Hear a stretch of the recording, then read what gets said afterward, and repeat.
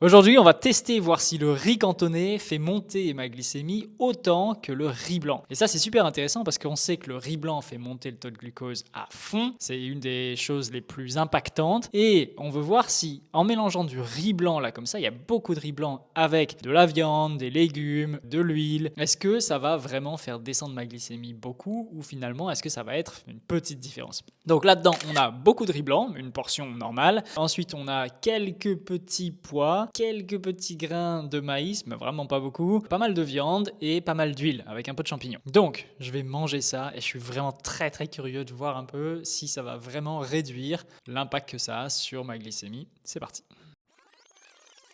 Ok, ça fait maintenant exactement 3 heures que j'ai mangé mon riz cantonais. On va maintenant regarder sur mon glucomètre qui est juste là sur mon bras, voir un petit peu l'impact que ça a eu sur mon taux de glucose. Je me suis senti un peu fatigué, c'était un peu lourd, je suis encore un peu fatigué. Du coup, on voit quand même que ça a fait un sacré pic de glucose. Tiens, c'est marrant parce qu'en plus ça a fait un pic mais très rapide. C'est monté très vite, c'est descendu très vite, c'est monté très vite. J'ai fait un pic d'à peu près 100 mg, donc c'est vraiment beaucoup. Et c'est descendu et je suis même descendu un peu en hypoglycémie. Donc, souvenez-vous que les résultats varient en fonction des gens. Ça veut dire que globalement, quand on a un repas qui est très riche en glucides, même si on rajoute des gras, ça fait quand même monter la glycémie. Le mieux, c'est d'avoir un ordre dans ce qu'on mange. On commence par les fibres, ensuite on mange les protéines, ensuite on mange les glucides. Je ferai des tests pour vraiment vérifier si ça c'est vrai ou pas. D'ailleurs, je vais faire ces tests-là la prochaine fois. Donc à bientôt.